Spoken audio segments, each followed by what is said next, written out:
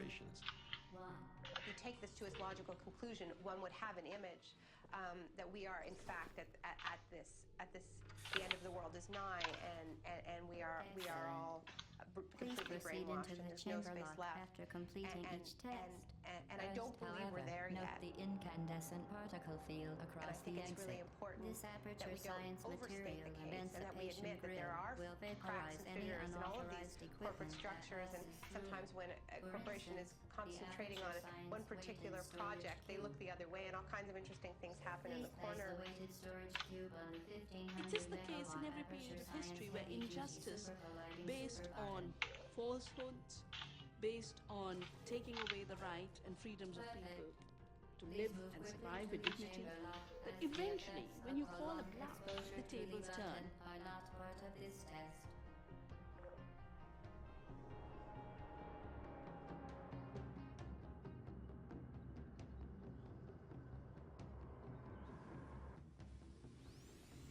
Ultimately, capital puts its foot down somewhere, and anywhere it puts its foot down, it can be held accountable.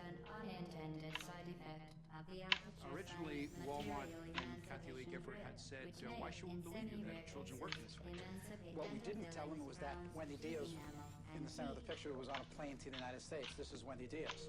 She comes to the United States. She's unstoppable. Congress heard testimony today from children who testified they were exploited by sweatshops overseas.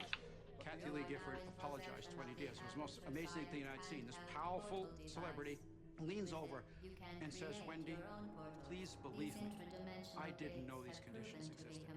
And now that I do, I'm going to work with you, I'm going to work with these other people, and it'll never happen again. And that night, we signed an agreement with Kathy Lee Gifford. I thought it would be a relative. Remember, the Aperture Science Bring Your Daughter to Work Day is the perfect time to have her tested. As far as Walmart goes and Kathy Lee, pretty much everything returned to sweatshop conditions. But because this was fought out on television for weeks, this incident with Kathy Lee Gifford actually took the sweatshop issue to every single part of the country. And so, frankly, after that, there's hardly a single person in this country who doesn't know about child labor or sweatshops or starvation wages. As part of our required test protocol, we will not monitor the next test chamber. You will be entirely on your own. Good luck.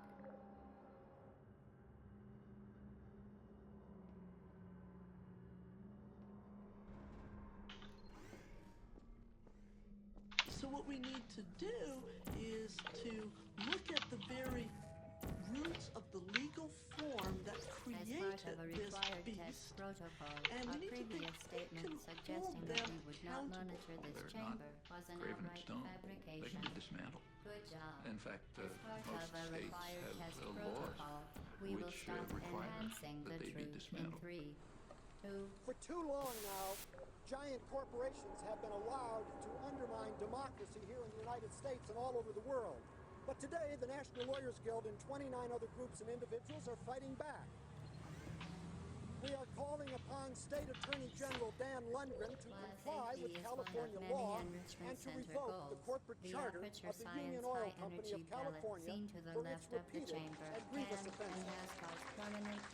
This is a statute that is well known. It has been used. It can be used. What this will mean is the dissolution of the Union Oil Company of California, the sale of its assets under careful court orders to others who will carry on the public interest.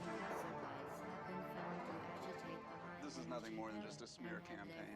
This company has been part of California's economy for over 100 years, thousands of jobs. Doesn't mean it's never made any mistakes, paid for those mistakes, but this demonizing of a company, I think I'm in a time warp or something, that I fell asleep and I woke up 50 years ago when we heard that kind of rhetoric. Well, we have a very, very broad set of people angry, very angry at this corporation. On the left of the spectrum who don't produce anything except hot air. From its complicity in unspeakable human rights violations overseas against women, gays, laborers, and indigenous peoples, to its efforts to subvert U.S. foreign policy and deceive the courts, the public, and its own stockholders, Unocal is emblematic of corporate abuse and corporate power run amok. Extending a business deal with Burma Army is immoral. Unocal cannot do business in Burma without support supporting that hopeless regime. It cannot justify. Hello again. To reiterate,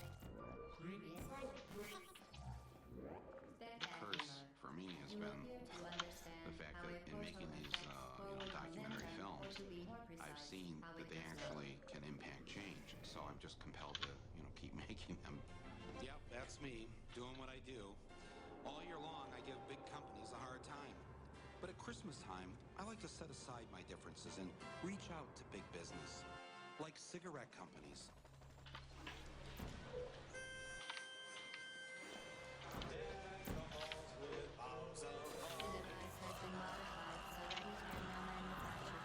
I went to Littleton, Colorado, where the Columbine shooting took place. And I didn't know this, but when I arrived, I learned what the primary job is of the parents of the kids who go to Columbine High School. The #1 job in Littleton, Colorado, they work for Lockheed Martin, building weapons of mass destruction. But they don't see the connect between what they do for a living and what their kids do at school, or did at school. And so I'm kind of, up on my high horse. Hello? Thinking about this. Oh my god. And I thought, I said to my wife, we both are sons and daughters of auto workers in Flint, Michigan. There isn't a single one of us back in Flint. Any of us, including us, who ever stopped to think, this thing we do for a living, the building of automobiles, is probably the single biggest reason why the polar ice caps are going to melt. And civilization as we know. There's no connect between I'm just an assembly on an assembly line building a car, which is good for people in society. It moves them around. But never stop to think about the larger picture and the larger responsibility of what we're doing. Ultimately, we have to, as individuals, accept responsibility for our collective action and the larger harm that it causes.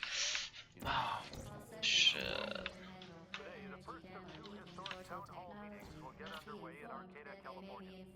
61% of Arcatans voted in favor of publicly discussing whether democracy is even possible when large corporations wield so much wealth and power under law. They also voted to form a committee to ensure democratic control over corporations in Arcata. Corporations are not accountable to the democratic process. That's what this is about. I don't want to make decisions about everything that goes on in their corporation, but I do have a strong belief that they need to be held accountable to us. If we don't like certain product, if we don't like Pepsi-Cola or Bank of America, or if you don't like what they do, don't use them. That's the way I see the people's power is. You have a lot more money than me. You have more votes than I do. If we use the model of boycott and voting with your dollars, that's an undemocratic situation. What are we afraid of? I mean, are all the businesses going to leave Arcata? I don't think so. And if they due to mandatory scheduled maintenance, the appropriate chamber for this testing sequence is currently unavailable. You think stop making a decision where to buy your stuff today? How tough do you think it is when there's only one provider, and it's the state? And by the way, you don't get to have this little democracy forum in those communities either. People that say they fear their government, I really hope that they understand that they're allowed to participate in their government. They're not allowed to participate in anything the corporations do. So don't fear the government. Help it be the government that you won't fear.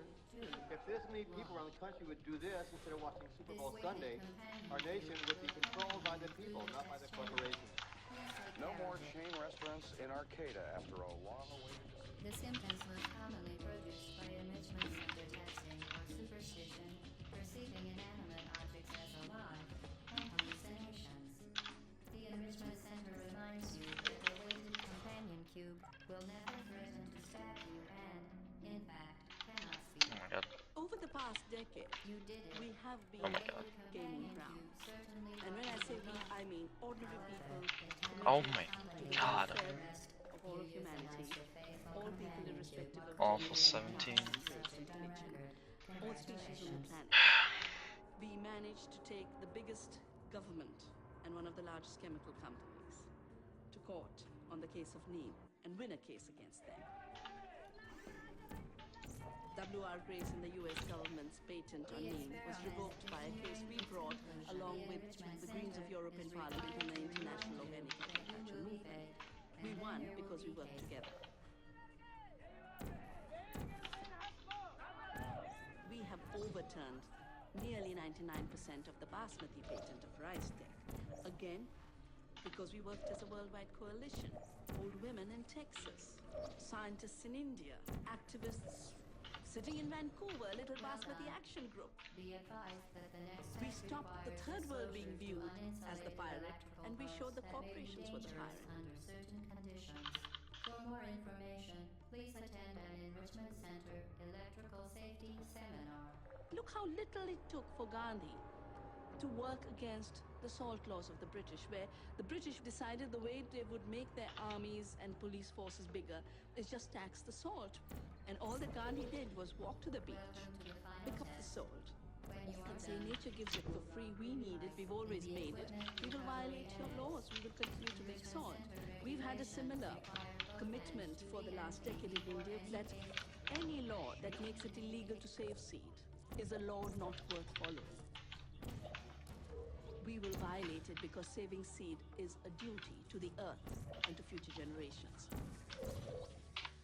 We thought it would really be symbolic. It is more than symbolic. It is becoming a survival option. Farmers who grow their own seeds, save their own seeds, don't buy pesticides, have threefold more income than farmers who are locked into the chemical trade, depending on Monsanto and Cargill. We have managed to create alternatives that work for people. There are many tools for bringing back community, but the importance is not the tools. I mean, there's litigation, there's legislation, there's direct action, there's education, boycotts, social investment. There's many, many ways to address issues of corporate power. But in the final analysis, what's really important is the vision. You have to have a better story. Do I know you well enough to call you fellow plunderers? There is not an industrial company on earth, not an institution of any kind, not mine, not yours, not anyone that is sustainable. I stand convicted by me, myself alone, not by anyone else, as a plunderer of the earth, but not by our civilization's definition. By our civilization's definition, I'm a captain of industry. In the eyes of many, a kind of modern-day hero. But really, You don't even the first industrial revolution is flawed. It is not working. It is unsustainable. It is the mistake. And we must move on to another and better industrial revolution and get it right this time.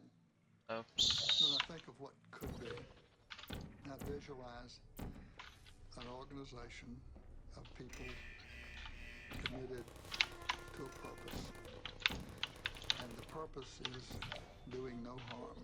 I see a company that has severed the umbilical cord to earth for its raw materials, taking raw materials that have already been extracted and using them over and over again, driving that process with renewable energy. It is our plan, it remains our plan to climb Mount Sustainability. That mountain is higher than ever. Epic. Infinitely higher than